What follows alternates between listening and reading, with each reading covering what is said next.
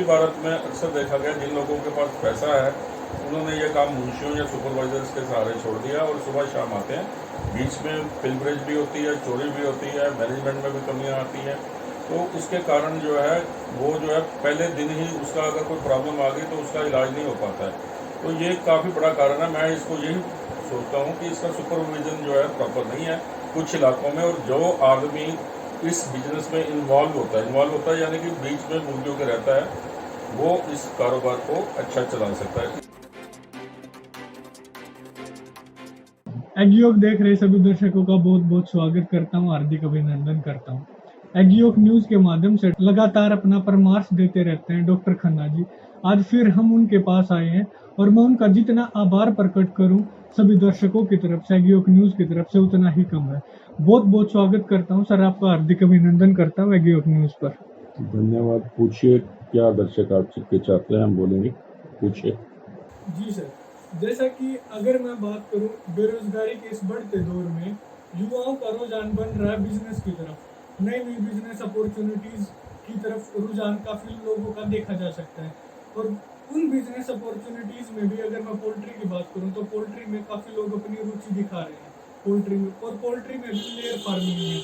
और layer industry की जब बात करते हैं तो सर अगर आज के हालात की बात करें तो लेयर फार्मिंग में जिन लोगों का फार्म 10,000 का था वो 2 लाख तक पहुंच गए, और जिनका 2 लाख का था वो बंद हो चुके हैं आज।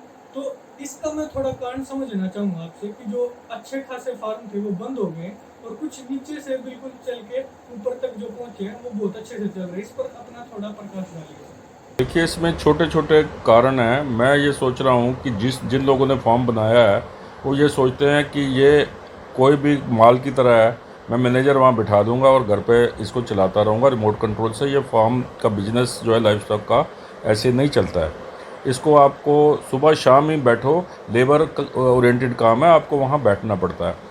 आप अगर साउथ इंडिया में जाओ तो वहाँ अधिकतर जो फार्म है वो कामयाब क्यों है, उन्होंने घर बीच में बना रखे हैं और किस समय उसका पर्दा उठाना है, किस समय बंद करना है, कब जनरेटर फेल हो जाता है, कब मुर्गियाँ मरती हैं। तो उससे क्या है कि लेबर काम करती रहती है। लेकिन उत्तरी भारत में अक्सर देखा गया जिन लोगों के पास पैसा है उन्होंने ये काम मुंशियों या सुपरवाइजर्स के सहारे छोड़ दिया और सुबह शाम आते हैं।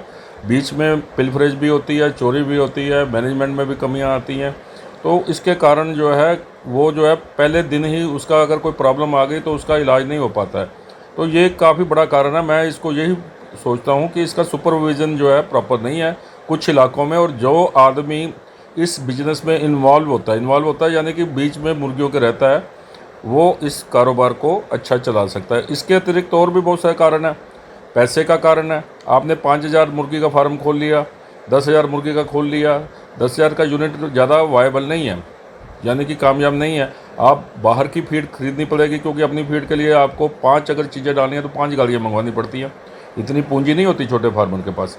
तो जब बाज़ार की फीड जैसे आज के रेट ले लीजिए, आज मुर्गी की फीड अगर घर में कोई बनाता है तो 21 रुपये बनती है, और अगर वो कंपनी की डालता है तो 23 से 24 रुपये बनती है। तो एक मुर्गी अगर 40 किलो फीड खाती है तो उसने जो है 3 रुपये के हिसाब से या 2 रुपये के हिसाब से 80 रुपये तो कंपनी को दे दिया, जो कि उसका एक प्रॉफिट था।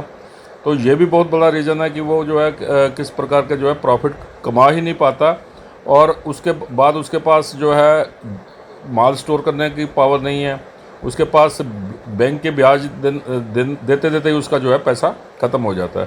तो मुद्दा जो है आपकी फाइनेंस का है, आपका यूनिट छोटा है, आपने जो फॉर्म लगाया है वो आपने सारा का सारा कर्जा लेके लगाया है, आपकी फीड मिल अपनी नहीं है, आप वहाँ समय नहीं बिताते। ये सारे कारण हैं जिसकी वजह से आपका फॉर्म के फेल होने के चांसेस ज़्यादा रहते हैं। जी सर, आपने फीड का जिक्र किया तो फीड के साथ साथ मैं जानना चाहूँगा सर, न्यूट्रिशंस की मदद से भी क्या कुछ प्रभाव पड़ सकता है, कुछ अच्छी एफिशिएंसी और प्रोडक्टिविटी आ सकती है, लेयर फार्मिंग में लेके आई जा सकती है? देखिए, बहुत से लोगों को आज तक ये पता ही नहीं था कि सोया को छोड़कर भी कोई अन्य इंग्रेडिएंट्स भी फीड में डाला जा सकता है। लेकिन क्राइसिस जो है वो सब कुछ सिखा देता है। आज भारतवर्ष में लोग डरते डरते जो है कुछ सूरजमुखी की खल डालने शुरू हो गए, कुछ तिल की खल डालना शुरू हो गए, जिसको दक्षिण भारत में जिंजली केक बोलते हैं, बंगाल में इसको तिल बोलते हैं, पंजाब हरियाणा में भी तिल बोलते हैं, अंग्रेजी में इसको सिसम तेल बोलते हैं। तो कुछ लोगों ने ग्वार कोरमा डालना शुरू कर दिया। तो ये अल्टरनेटिव सोर्सेज हैं सोया के।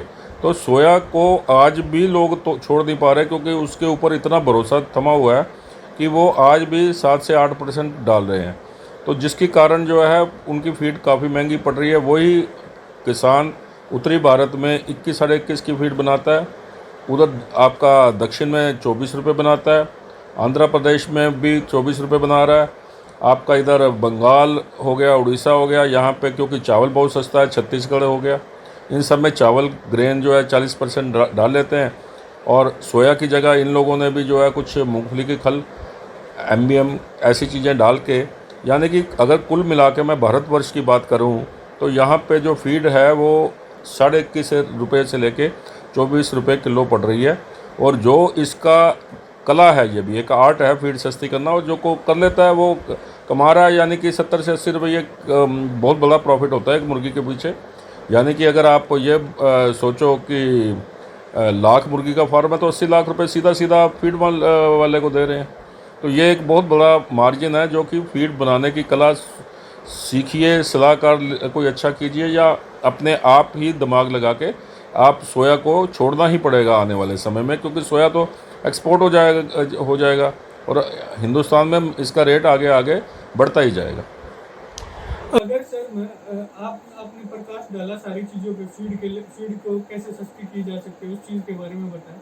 अगर मैं लेयर फार्मिंग में कुछ ऐसी चीज़ों के बारे में बात करूं, जैसे अंडा बेचते हैं लोग, वो एक ट्रेडिशन बना हुआ है, एक पुराना ट्रेडिशन हो चुका है लेयर इंडस्ट्री में, तो कुछ ऐसी वैल्यूएशन की चीज़ें हैं जो फार्मर कर सकते हैं जिसकी वजह से ज़्यादा प्रॉफिट मिल सकता है, सो दैट कि वो अपना कच्चा माल जो कि अंडा है उसको ना बेच के कुछ बेच सके। ऐसा कुछ तरीका है सर? देखिए, अंडे में दो चीज़ें होती हैं, एक होती है वैल्यू एडिशन और एक होता है ब्रांडिंग।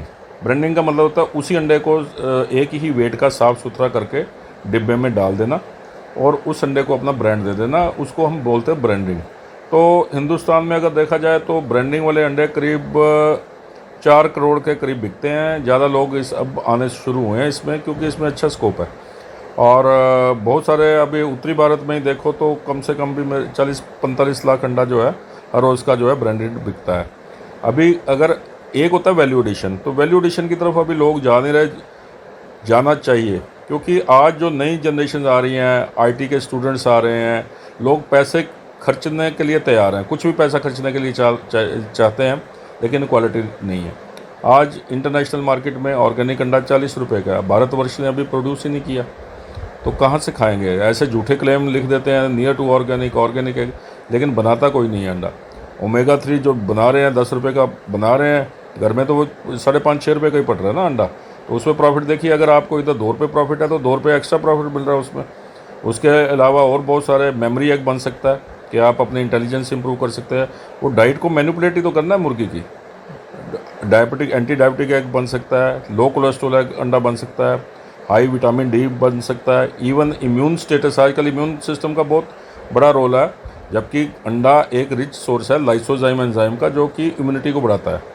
और इसके अलावा इसके अंदर गामा ग्लोबुलिन्स हैं, जो कि एक नेचुरल सोर्स है। उसके अलावा भी अगर हम अंडे को और इम्यूनिटी के लिए अच्छा करना चाहें तो और बहुत सारी जड़ी बूटियाँ हैं जिनमें लॉरिक एसिड है। लॉरिक एसिड की टेबलेट्स वगैरह ह्यूमन को वैसे ही इम्यूनिटी बढ़ाने के लिए दी जाती हैं। अगर मुर्गी को भी हम कुछ डाइट्स ऐसी हैं, जैसे पाम ऑयल है, कोकोनट ऑयल है, ऐसी कई चीज़ें हैं, वो अगर मुर्गी को फीड में खिलाई जाए तो अंडे में लॉरिक एसिड आएगा, तो वो इम्यूनिटी एग कहलाएगा। और आने वाला समय जो है हमको इम्यूनिटी ही स्ट्रॉन्ग करनी है। और हम कई प्रकार के अंडे इस तरीके। उसके बाद आता है हार्वेस्टिंग, यानी टेक्नोलॉजी। ये तो है हम अंडे की वैल्यू एडिशन कर रहे हैं। अब हार्वेस्टिंग में क्या होता है, हम अंडे के कुरकुरे बना सकते हैं, एग पाउडर बना सकते हैं, लिक्विड एग बना सकते हैं, अंडे के चिप्स बना सकते हैं, एग पनीर बना सकते हैं, एग रसमलाई बना सकते हैं, एग चिप्स बना सकते हैं, वाइट एग पाउडर अलग बना सकते हैं, योग पाउडर अलग बना सकते हैं। जिम जाने वाले योग खाना पसंद करते हैं, जो बच्चे हैं उनको एल्बुमिन ज़्यादा चाहिए, प्रोटीन ज़्यादा चाहिए। तो इस तरीके के, जैसे आपका ये पनीर है, ये 10-11% प्रोटीन होती है दूध का, हम तो अगर सिर्फ एल्बुमिन का बनाएं तो इसमें 35% प्रोटीन ले आएंगे, तो उसके अंदर मिनरल्स भी ज़्यादा होंगे, सब कुछ ज़्यादा होगा। ये तो लोगों को, हमें जो है अवेयरनेस की बात है, बताना पड़ेगा कि भाई अंडे में तो गुण आजकल सारे जानते हैं, डॉक्टर्स ने भी लिखना शुरू कर दिया। तो इस प्रकार अगर हम इसको एडवर्टाइज़ करें और इसको लोगों को बताएं कि भाई ये गुण इसमें फालतू हैं, बाहर लिखें, क्लेम करें कि हमने ये डाला हुआ है, हर्बल एग बना सकते हैं, एग जैम बना सकते हैं, एग चटनी बना सकते हैं, ये तो इंडिया में यूनिक है। अगर हम ये सारी चीज़ें बनाएं, इवन आप रेडी टू ईट ऑमलेट बना सकते हैं, आप पाउडर डालिए आमलेट बन जाएगा, आप पैक्ड बॉयल्ड एग्स बना सकते हैं। तो आज मार्केट में किसी के पास पैसा नहीं है, बड़े बड़े सिटीज़ में, मेट्रोपॉलिटन में लोगों के पास पैसा काफ़ी है खाने के लिए, लेकिन उसके पास चीज़ नहीं है, अच्छा माल नहीं है। अगर हम इसमें वैल्यू एडिशन करेंगे, अब बड़े बड़े आईटी सेक्टर, पूना देख लीजिए, चेन्नई देख लीजिए, बेंगलोर देख लो, हैदराबाद देख लो, गुड़गांव देख लो, आप लोग सारे ऑनलाइन चीज़ें मंगवा रहे हैं, कॉफ़ी चाय तक उनकी ऑनलाइन आती है। तो क्यों नहीं हम अगर इस अंडे को इम्प्रूव करते हैं। हमारे देश में रेहड़ी कल्चर है, पाव भाजी खानी है तो रेहड़ी पे जाते हैं, चाट खानी है, गोलगप्पे खाने हैं तो रेहड़ी पे जाते हैं। अगर हम एग पिकल बना के रेहड़ी पे बेचते हैं, और वैसे भी अंडा 10 रुपये का खाते हैं, ये 12 रुपये का हर एक कोई आदमी शराब के साथ तैयार हो जाएगा खाने के लिए। जी। तो ये सारी चीज़ें जो हैं इसके फ़ायदे के लिए जाती हैं। अगर हम अंडे को सस्ते रेट पे भी कोशिश करें, चाहे एग चिप्स, ये बड़े प्लांट हैं, अगर हम अंडे को एक आम आदमी के लिए सस्ता बनाने की कोशिश करें और वो रेहड़ी पे खाए, क्योंकि अधिकतर अंडा हिंदुस्तान में रेहड़ियों पे ही खाया जाता है, तो रेहड़ी कल्चर को भी बढ़ावा मिलेगा, लोगों को रोज़गार भी मिलेगा और अंडे की खपत भी ज़्यादा बढ़ेगी। बहुत ही महत्वपूर्ण बात बताई डॉक्टर खन्ना जी ने।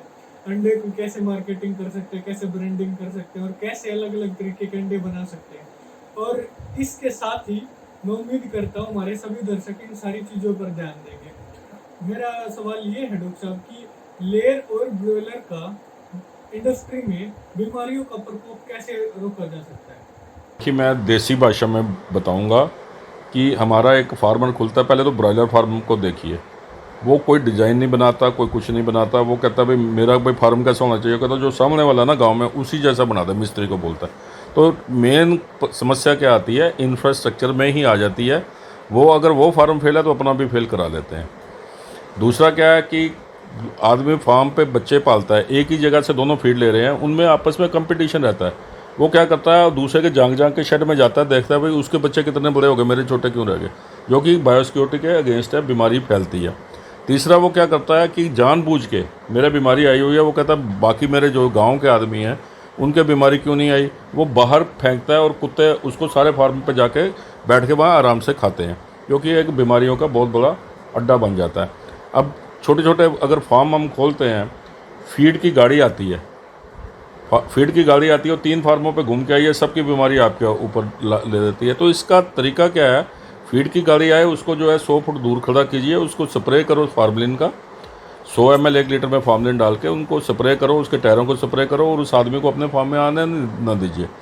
कोई कुत्ता बिल्ली वहाँ पे आपके आसपास है तो उसको मीट वगैरह ना दें, ताकि वो कौवे हो गए, ये जानवर हो गए, तो ये सारे के सारे बीमारियाँ फैलाते हैं। और एक इसका चीज़ क्या है कि समय पे आज मैं देख रहा हूँ, अगर रेट कम है किसी चीज़ का, मान लो अंडे का रेट कम है तो आधी वैक्सीन ही छोड़ देते हैं, करेंगे नहीं कि भाई अंडे के रेट, मुर्गी ने ये थोड़ी देखना भाई आज अंडे का रेट कम है। ऐसे ब्रॉयलर का भी देख रहा हूँ, आज की डेट में शायद 70 या 80% अगर मैं ब्रॉयलर को देखूँ तो गम्बोरों का टीका ही नहीं लगाते, और सारे फार्म पे जो गम्बोरो आई होती है, वो कहते हैं कि इसका कोई फ़ायदा ही नहीं है।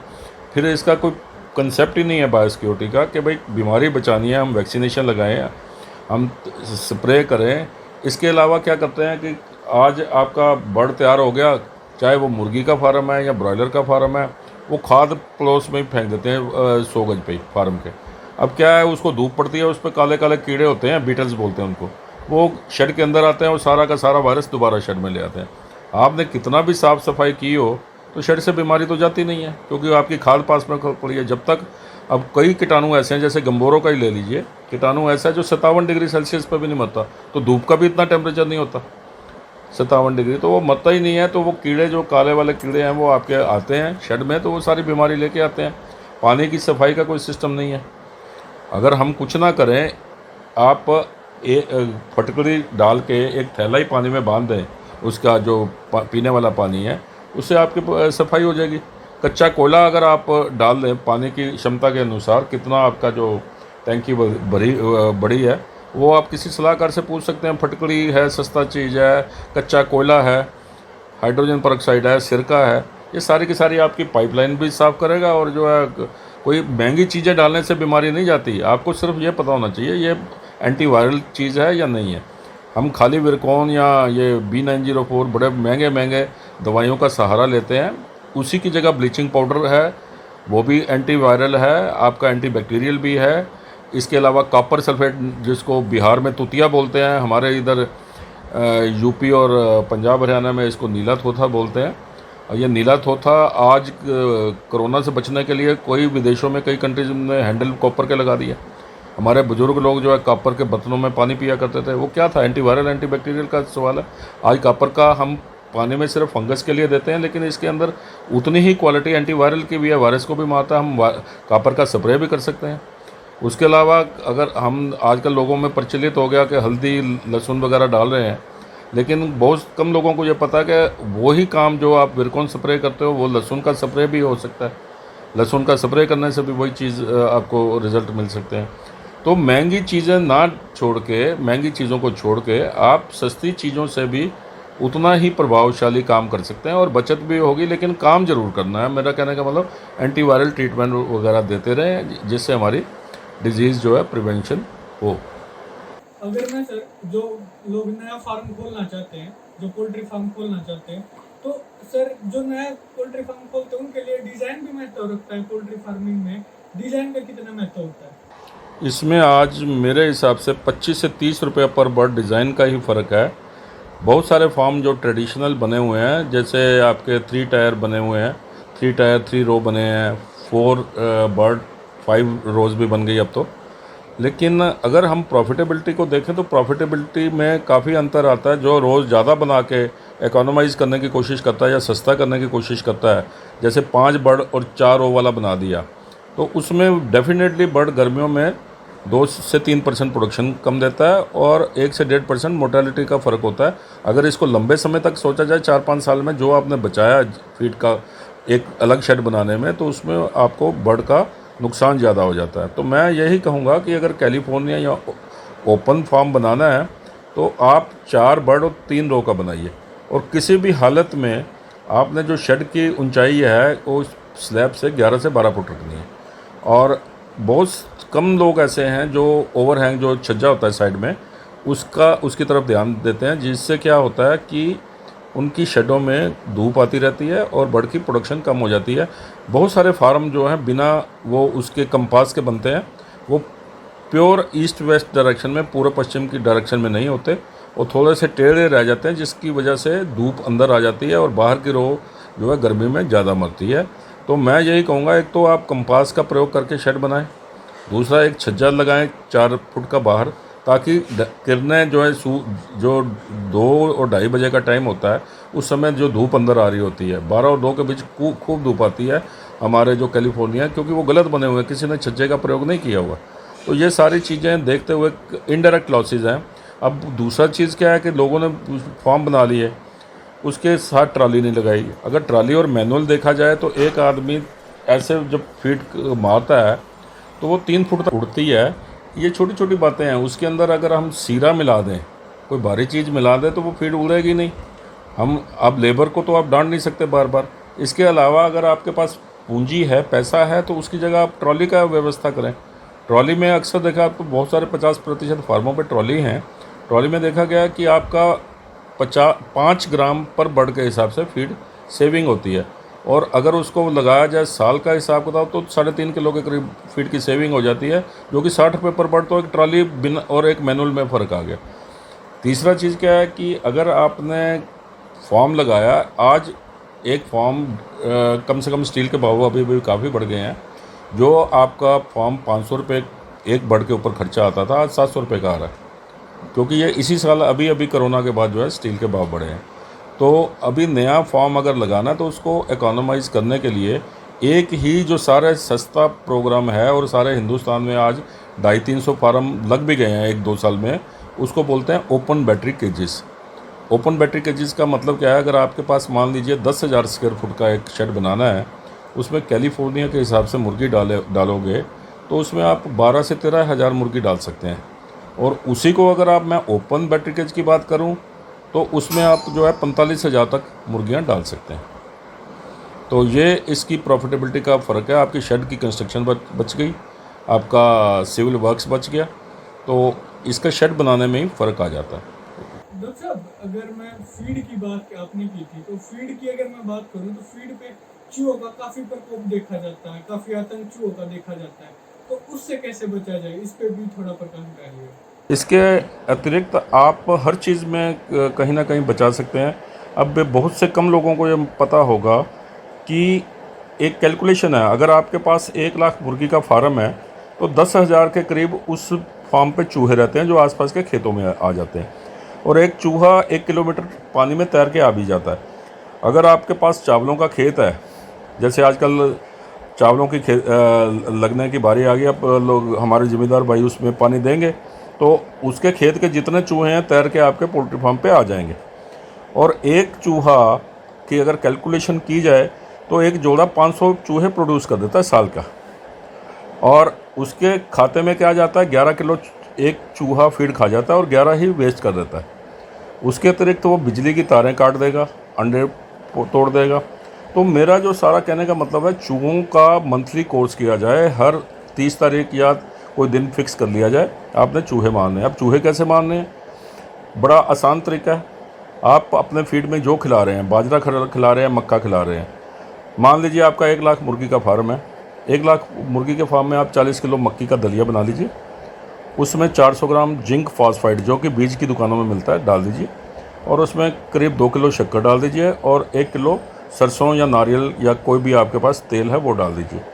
और उसको आपने क्या करना है, जो जहाँ चूहे के वो छेद हैं, जहाँ घोंसले, जहाँ उनकी वो बरोज बोलते हैं, वहाँ पे आपने पहले दिन तो वो जिंक फॉस्फाइड दवाई नहीं मिलानी जो चूहे मारने वाली है, खाली गोलियों को डालना है। और गोली कैसे बनेगी, इसके अंदर आप सारे के अंदर 2 लीटर पानी डाल देंगे। तो इनको खाली गोलियों को बिना जिंक फॉस्फाइड के उनके आगे रखना है जो उनके घर है। तो ज़्यादातर इनके घर जो है ना वो उसके खाद के अंदर ही होते हैं। तो क्या करेगा चूहा, जब खाली गोली खाने का आदी हो जाएगा तो अगले दिन आपने देखा कि सारी गोलियां ख़त्म हो गई हैं, तो अगले दिन जहर वाली गोलियां डाल दीजिए। और हर महीने दिन फिक्स कर लीजिए, क्योंकि ये 25-26 दिन में फिर उतने चूहे हो जाते हैं। एक दिन फिक्स कर लीजिए, अगली बार आपने बेस चेंज कर देना। इस बार मक्की का दलिया दिया, अगली बार ब्रेड पकोड़े पुराने ले लो किसी चाय वाली की दुकान से, वो डाल दो। अगर तीसरी बार मीठे चावल बना लिए, उसमें जिंक फॉस्फेट डाल दी। टमाटर ले लिए, उसमें जिंक फॉस्फेट डाल दी, केले डाल दिए। ये सारी चूहे को पसंद आने वाली चीज़ें हैं। चूहा तेल पसंद करता है, चूहा दालें, चने की दाल पसंद करता है, चूहा गुड़ पसंद करता है। जो भी आप चीज़ डालोगे, टमाटर हो गया, केला हो गया, तो चीज़ें जो हैं, या ब्रेड पकोड़े हो गए, मीठे चावल हो गए, बेसन वाला कोई हलवा हो गया, ये सारी चीज़ें जो हैं चूहे को पसंद है। तो आप हर महीने जिंक फॉस्फेट डाल के इनका कोर्स करते रहिए। चूहे मारने का भी जो है आपको कोर्स करना पड़ेगा। बहुत बहुत धन्यवाद डॉक्टर साहब।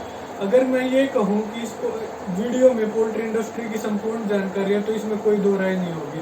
तो मैं आप सभी दर्शकों से उम्मीद करता हूँ कि आप इसको ज़्यादा से ज़्यादा शेयर करेंगे, किसान हित में, और सभी किसान भाइयों तक इस वीडियो को पहुँचाएंगे। धन्यवाद। और आगे भी ऐसी ही वीडियोज़ के लिए हमारे चैनल को जरूर सब्सक्राइब कीजिएगा।